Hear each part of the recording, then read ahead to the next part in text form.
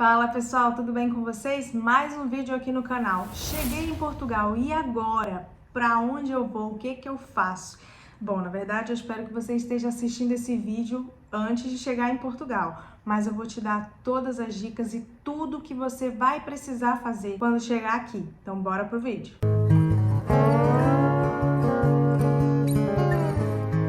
Decidiu sair do seu país e agora tá para chegar em Portugal? O que é? Quais são os primeiros passos? Eu acredito que já tenha visto o primeiro vídeo dessa série, vamos dizer assim. No primeiro vídeo eu falo sobre o planejamento inicial para sair do Brasil. Passaporte, dinheiro, as contas que você tem que deixar pagas, tudo certinho para chegar aqui em Portugal. E agora, ao chegar em Portugal, o que é preciso fazer inicialmente? Sem muito blá blá blá, a primeira coisa é a sua declaração de entrada.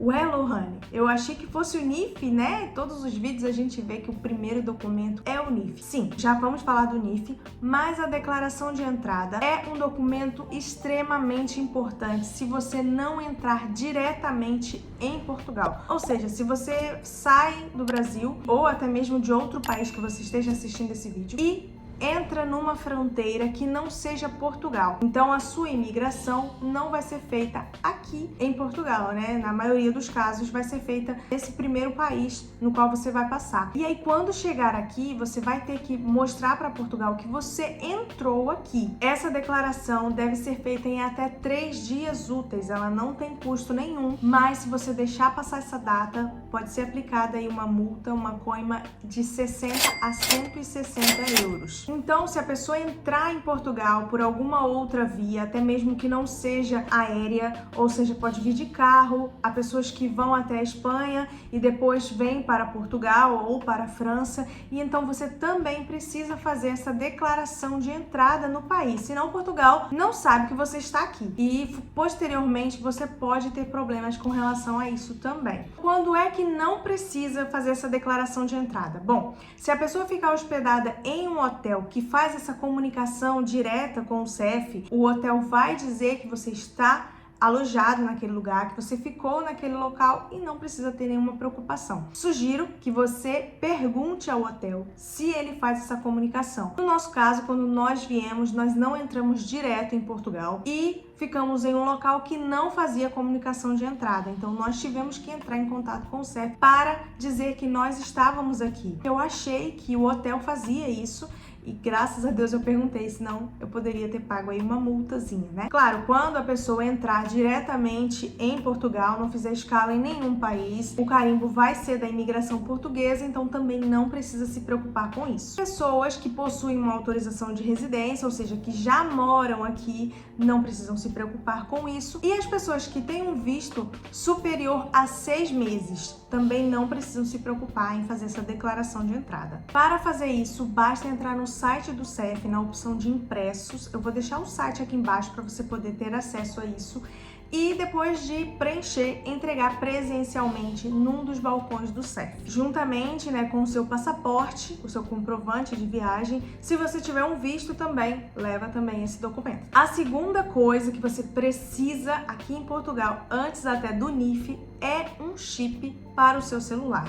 Ou, como nós dizemos aqui, um cartão para o telemóvel. Como você deve saber, o seu celular ele não vai funcionar aqui para ligações, né? O Wi-Fi vai funcionar normalmente, então você vai usar o WhatsApp, Facebook, ok, sem problema algum. Mas para fazer ligações e ter acesso à internet sem o Wi-Fi, por exemplo, né? Vamos dizer, assim que você desceu do avião, entrou no aeroporto, o seu celular não vai funcionar aqui. A não ser que antes você tenha entrado em contato com a sua operadora e pedido para autorizar o roaming, que é a sua possibilidade de utilizar o telefone fora do seu país, na verdade. Isso não é uma opção tão barata, né? Tem gente também que já compra um chip que pode utilizar aqui, principalmente quem vai fazer mochilão, então vai passear por toda a Europa e vai passar por Portugal, vai parar em Portugal, enfim. Isso também é uma opção, mas também não é barato. Claro que você tem sempre a opção de chegou, utilizar o Wi-Fi do aeroporto, mas a gente sabe que isso na prática nem sempre funciona bem. Às vezes tem muita gente ligada na rede e aí não carrega as páginas.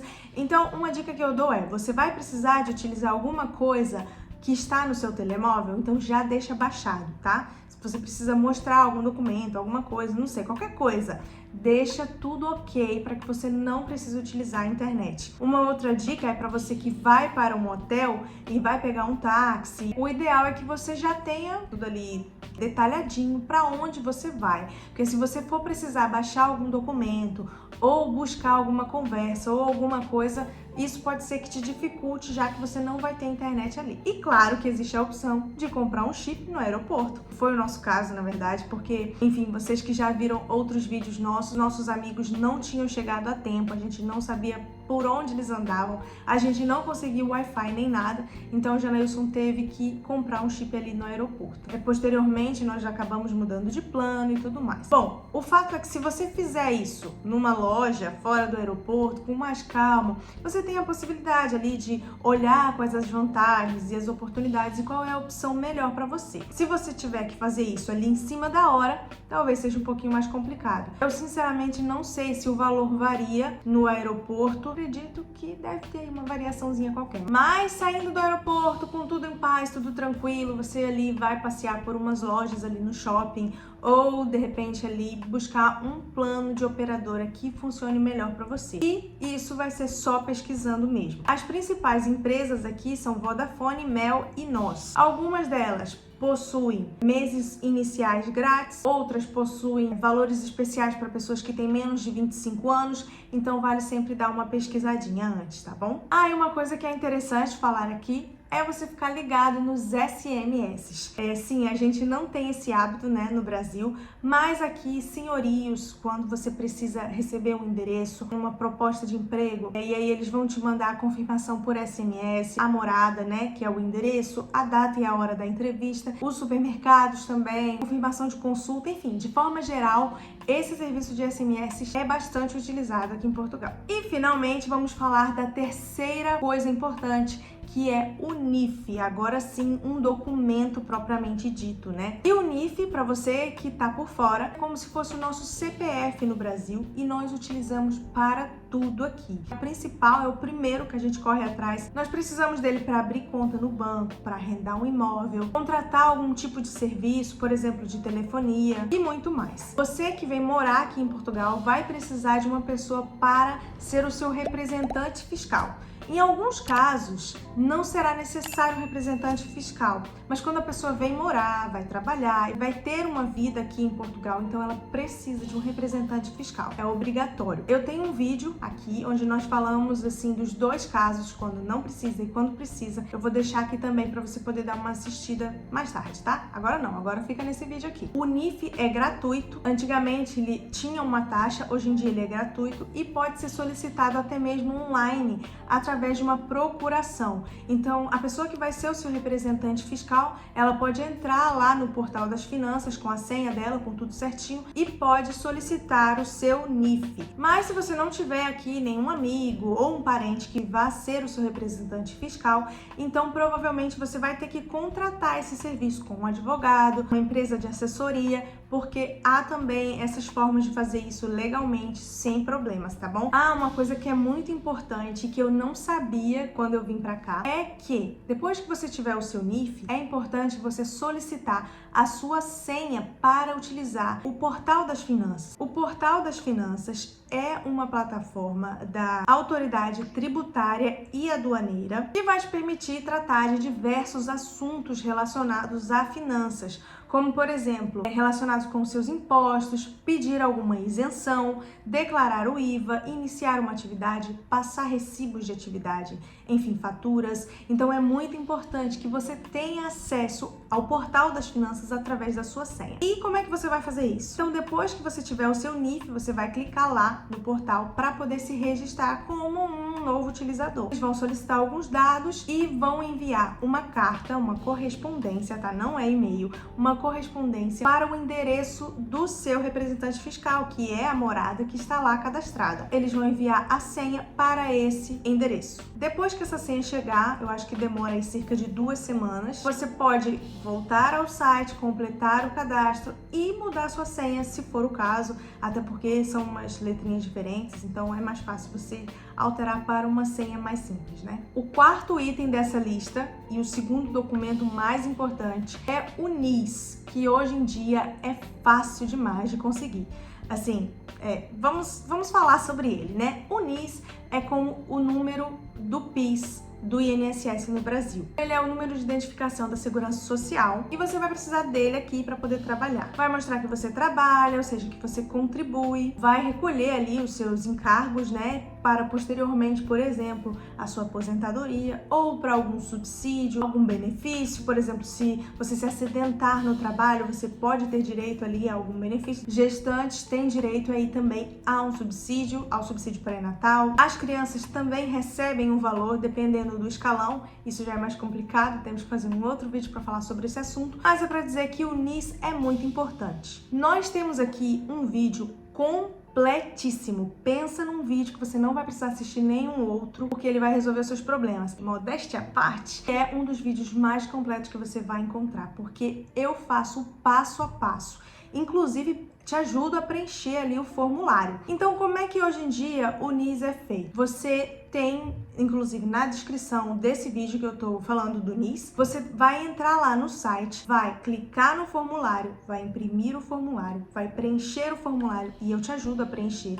E depois você vai ligar para a Segurança Social, o número também está na descrição do vídeo e nesse documento que eu disponibilizo para vocês lá. E você vai ligar, vai agendar um horário, vai agendar o local. Geralmente é o mais próximo da sua casa, mas também não precisa ser, pode ser um outro, que tem até mesmo um agendamento menos demorado. E pronto, você vai lá e vai levar esse documento, levar o seu passaporte, levar o seu NIF e resolvido. E você vai sair de lá da loja do cidadão com o seu número do NIS em mãos. Antigamente era muito mais difícil, às vezes a empresa que tinha que dar entrada, às vezes só se você tivesse atividade aberta que você poderia solicitar o NIS, e hoje as coisas estão bem mais fáceis. Lembrando, pessoal, que quem vem com o visto para procurar trabalho aqui em Portugal não vai precisar se preocupar com isso. Olha só que maravilha. Porque, segundo o que nós sabemos, o número do NIF, o número do NIS e o número do utente, que nós vamos falar daqui a pouquinho, já vão ser imediatamente vinculados, já vão ser disponibilizados para a pessoa detentora do visto. Então ela não precisa se preocupar porque ela já vai vir com esses documentos. Mas os outros vistos, eu acredito que não mude nada. Até através do acordo da CPLP, eu também não tenho essa informação se já vão ser atribuídos esses documentos, mas o visto para procura de trabalho nós já sabemos que serão atribuídos imediatamente. Vamos lá. A quinta coisa é abrir uma conta num banco. Tem se popularizado cada vez mais abrir contas em bancos digitais. Até mesmo bancos europeus, né? Não propriamente bancos daqui de Portugal. E isso não é ruim, até mesmo para quem pretende ir guardando dinheiro ali na conta em euro até já, né? Não ir guardando em real, mas já em euro. É uma boa opção. Porém, na minha opinião, é imprescindível você ter uma conta num banco físico aqui em Portugal. Um dos motivos é que aí você vai poder ter um contato maior com o banco, futuramente se precisar de um empréstimo ou quiser, né, comprar uma casa e tudo mais, você vai ter uma relação ali com o banco. E uma outra questão é que eu vejo aí algumas empresas com uma certa resistência, uma certa dificuldade em enviar dinheiro para esses bancos digitais, porque eles não são bancos nacionais. Então a empresa ela tem que fazer uma transferência internacional. Não é que seja nada complicado, nem extraordinário, mas às vezes as pessoas acham um pouquinho de dificuldade. Então tudo bem, você pode vir com essa sua conta, né, que você não precisa nem estar aqui, pode fazer uma conta mesmo estando no seu país, no Brasil, mas quando chegar aqui, assim que você tiver os documentos para abrir uma conta num banco físico, eu sugiro que você faça isso. Bom, e como é que a gente faz isso, né? Eu não sei se você sabe, mas recentemente muitos bancos alteraram aí os documentos necessários, obrigatórios, para abrir uma conta neles. E muitos passaram a exigir autorização de residência. Ou seja, quando você chega aqui, a autorização de residência demora aí um tempo até você ter acesso, né? E isso dificulta quem pretende abrir conta em banco. Mas o Santander, que não é o mesmo Santander do Brasil, tá bom? Se você tiver uma conta no Brasil e quiser transferir para cá, isso não é possível. Você vai ter que abrir uma conta aqui, no Santander daqui. O Santander ainda faz isso sem autorização de residência. E aí vamos lá, cada banco exige uma documentação diferente, pode exigir mais coisas, menos coisas. Uma coisa é certa, sempre vão pedir um depósito inicial. Quando eu abri a conta no Activo Bank, quando nós viemos para cá, o valor que eu tive que depositar foram 250 euros. Então, assim, é muito dinheiro, mas esse dinheiro não vai ficar retido, tá bom? Esse dinheiro é seu. Você vai só guardar ali no banco, como em um banco qualquer, tá bom? Não precisa ficar desesperado, nem preocupado, ninguém vai segurar o teu dinheiro, não. E assim que você depositar o seu dinheiro, ele já vai ser ali, já vai poder tirar. Há agências que já disponibilizam o seu cartão na hora, outras que já organizam tudo, por exemplo, o MBWay, que é como se fosse o Pix aí no Brasil, então você já vai ter isso organizado. O Santander eu sei que faz isso. O Santander exige o passaporte, né, que é um documento oficial com foto. Nesse caso, o passaporte é válido aqui, né, a sua identidade, o seu CPF não valem aqui. O que vale é o passaporte. Você vai precisar do NIF, e aqui o NIF é válido dizer o seguinte: o NIF é um número, né, gente? Um número de identificação fiscal. Com o número do CPF, você tem um número do NIF. Só que quando você for abrir a conta no banco, você precisa levar o NIF que sai impresso, tá? Que acho que é um documento com 2 folhas e vem ali todos os seus dados, incluindo o número lá do NIF. Tá bom? Então é esse documento que você tem que levar. Não adianta você ter decorado o NIF. Uau, já cheguei aqui, já decorei. Então, meu número é esse. Não serve. Você tem que levar esse documento. O contrato de trabalho ou de prestação de serviços, o atestado de morada, e a gente já vai falar dele, e um depósito aí de 100 a 150 euros, que, volto a dizer, é seu dinheiro, vai estar lá na sua conta, então não precisa se preocupar, ele não vai ficar retido no banco. Agora nós vamos falar do atestado de morada, que é um documento muito importante aqui, só que muitas das vezes ele é meio complicadinho de tirar. Vamos lá, ele nada mais é do que um comprovativo que diz onde você mora. Em alguns casos, o seu contrato de aluguel daqui vai servir, vai substituir tranquilamente um atestado de morada, mas em muitos casos não. Inclusive, você vai precisar do contrato de aluguel, do contrato de arrendamento para facilitar e você conseguir aí mais simples o atestado de morada. Ele serve para abrir conta no banco, ele serve para poder fazer curso, se matricular na escola, então ele é muito importante. Para ter acesso a esse documento, você precisa ir na sua junta de freguesia, que assemelha-se aí a uma prefeitura do bairro onde você mora, vamos dizer assim, tá? Bem simples para você poder entender. Então você tem que se deslocar até esse local. Na pandemia poderia ser feito pelo telefone, hoje em dia já não, você precisa ir no local mesmo. Chegando lá, eles vão perguntar para que você quer esse documento, se é para o CEF, se é para abrir conta no banco, para a escola, enfim, vão te perguntar qual é o objetivo daquele documento, para que você precisa dele. Daí você vai precisar também do seu passaporte, né, que é o documento oficial com foto, o seu contrato de arrendamento, se você tiver, facilita a vida, é só você levar ele e aí já mostra, né, você tem um contrato em seu nome,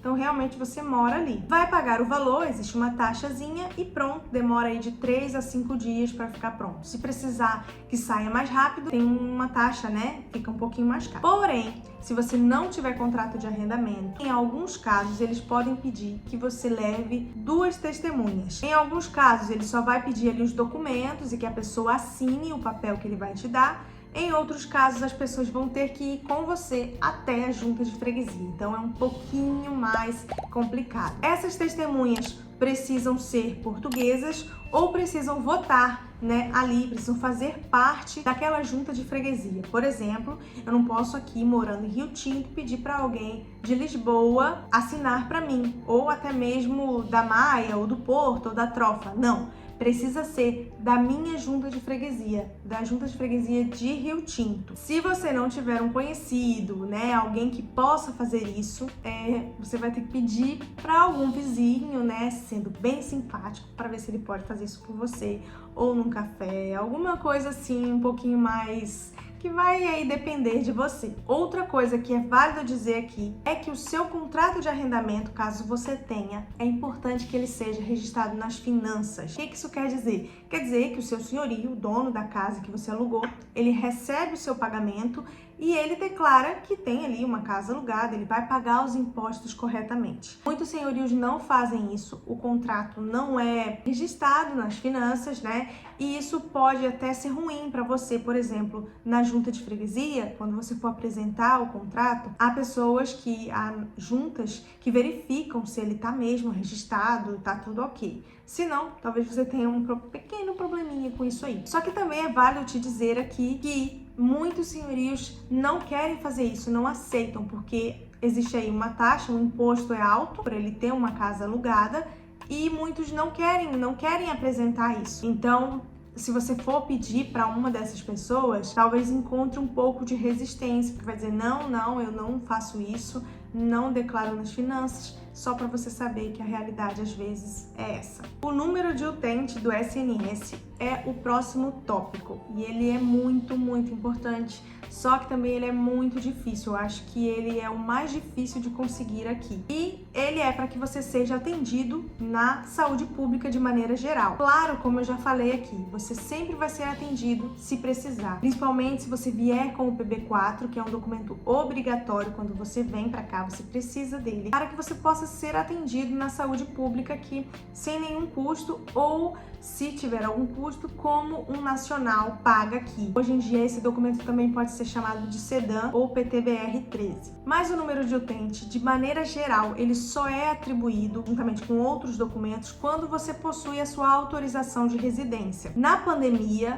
muita gente, todos os estrangeiros que estavam aqui, conseguiram esse número, como foi o meu caso, mas hoje em dia isso já não é válido mais, então você precisa ter a sua autorização de residência. É um caminho um pouco difícil. Como eu falei, não que você não seja atendido, tá? Mas com o número de utente, você vai ter todas as vantagens. Por exemplo, se você precisar ser atendido por um médico especialista, sei lá, um dermatologista, um oftalmologista, então você vai ser encaminhado para esse médico através do seu médico de família. É um médico que vai ser ali, o que vai te acompanhar, te atender de maneira geral. Com o PB4, você não tem essa possibilidade. Porém, você sempre pode ter um plano de saúde privado. Você pode ser atendido sempre nos hospitais particulares, sem problema algum. E como eu já falei aqui em outros vídeos, não é um valor caríssimo, inclusive há valores bem baixos. Claro que você sempre vai ter um valorzinho que vai pagar quando for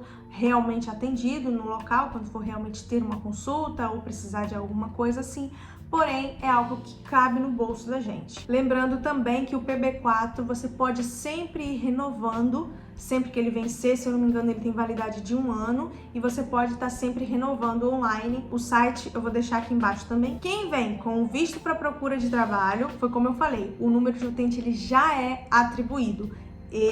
O número do NIS e o número do NIF já são atribuídos, então isso é muito bom, já te poupa aí esforço e trabalho. E claro, se você vem trabalhar aqui, vai ter que arrumar um emprego aí depois dessas coisas todas. No meio dessa história, né, quando você já tiver o seu NIF, o seu NIS, você já pode buscar um trabalho. Esse visto para procurar trabalho vai ser um visto que vai facilitar muito em alguns pontos. Esses são os principais, os que eu considero assim essenciais. O número de utente, apesar de ser assim bem importante, a gente tem a noção de que nem sempre a pessoa consegue desde o início. Inclusive, os centros de saúde estão muito cheios, né? Os principais centros de saúde, e existem filas aguardando, pessoas ali aguardando para terem acesso a um médico de família. Então falta profissionais e tem muita gente. Mas de maneira geral, você sempre vai poder ser atendido numa urgência, não precisa ficar assim preocupado. E eu também tenho um vídeo onde a gente fala sobre a saúde pública daqui de Portugal. E me conta aí nos comentários se esse vídeo foi interessante para você, se você aprendeu alguma coisa, se já tem alguma coisa aí nova no seu planejamento. Se você ficar com alguma dúvida, deixa aí nos comentários que a gente vai responder. A gente tem um grupo no Telegram, onde a gente tá sempre colocando informação, as pessoas sempre estão tirando dúvidas. Se você também quiser, o meu Instagram eu vou deixar aqui embaixo, @acasa.damãe, sempre colocando conteúdo de qualidade para você. Se precisar de alguma coisa, é só chamar. Um beijo, fica com Deus e até a próxima semana. Tchau!